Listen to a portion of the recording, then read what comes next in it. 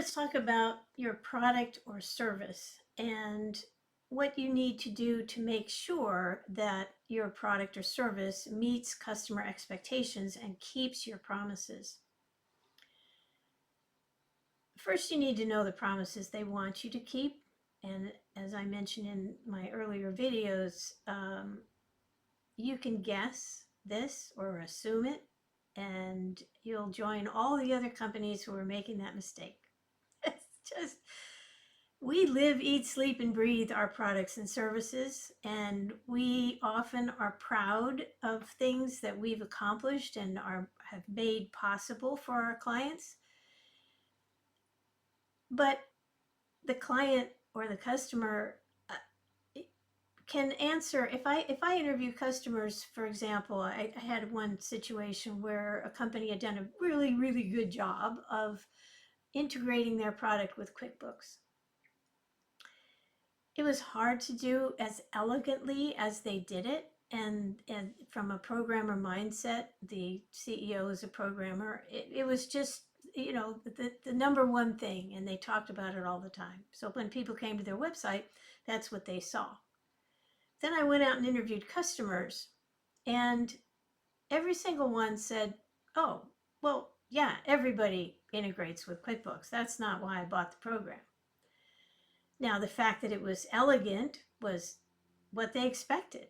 It was like a baseline industry promise. Boats float, airplanes stay in the sky, food doesn't poison you when you go out to dinner. Those are baseline industry promises. So they were broadcasting something that was of little importance to the customer. It turned out the reason that every single one of them, and by the way, I only have to talk to 5 to 7 customers of a given type to uncover this information. They all say the same thing. What attracted them to the program was that they only had to enter information once about a customer, like let's say their contact information. And the program automatically populated the other areas of the software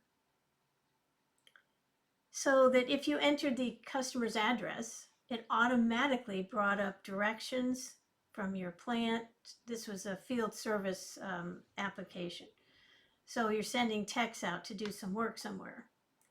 And the software automatically populated the directions and then also gave information about the particular unit that was being serviced or whatever. But it was all done with that initial conversation with the customer.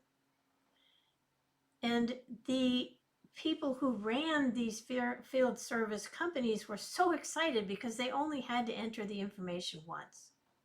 That's the holy grail of process software. At least one of the things that people really want. That's a promise they want you to keep. So we ended up making that the first thing when people came to the website. We changed the name of the company so it reflected that reality. And their sales went through the roof, and the owner ended up selling it to Microsoft, selling the company to Microsoft and staying on for a while as the manager of that. Your product and service have particular characteristics that make it attractive to the people who already bought from you. And using the method that we use in this revenue transformation scenario, we can reverse engineer those successful sales so that you create new sales in quantity. That's what we do. It makes perfect sense. These are people who are more than willing to talk to you after you've sold to them, because now they've got a vested interest in your success. They know they can answer questions about their buying process. It's an easy thing for them to do. And they're not afraid to tell you what they were thinking when they were buying. They will not do that while you're selling to them. Nobody tells a salesperson what they're really thinking when they're being sold to. I mean, a customer can think to themselves, oh man, that guy just said something, the salesman just said something that makes me think I'll never want to do business with them. And the customer will be completely poker faced, won't say a word. The sales guy will leave the appointment or the Zoom meeting and think, I got that one in the bag. They sounded really positive. They want me to call next week. And meanwhile, as soon as the call was over, the customer went back to his computer and started looking for other alternatives. This happens all the time. So if you call people who've already bought from you and are basically happy with their purchase, now you're going to find out why they bought from you, how they bought from you, what they were thinking when they were buying, what they would type into Google or any search engine, AI these days, to find you again, what they think you should focus on or fix, challenges they have, which tell you opportunities for your kind of product or service. There's a lot of things we learn in these calls. It's different for every company, by the way. It's one of the problems with using AI to just investigate your competitors.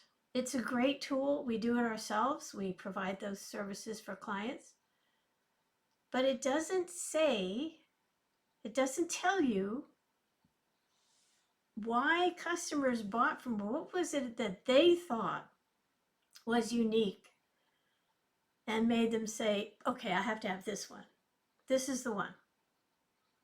You got to find that out because that's where the money is. that's where the revenue comes from. I love helping companies find those revenue streams. That's what gets me up in the morning, has for years. Never get tired of it. So much fun. So that's what revenue transformation is as it relates to your product or service. And by the way, you can be blindsided. I've had companies say to me, no, that's not competition for us. They're not going to do that. That's a long ways off. No big deal. We haven't really run up against them in our sales calls.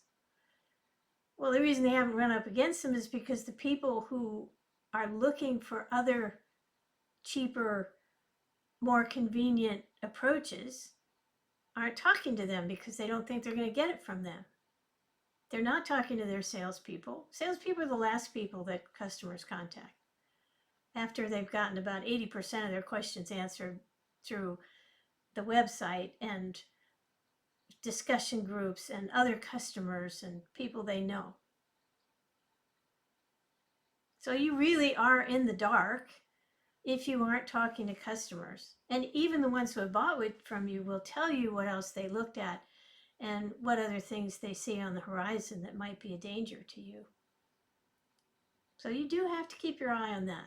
That's very important for product development. All right, that's enough about products or services. There's plenty more where that came from.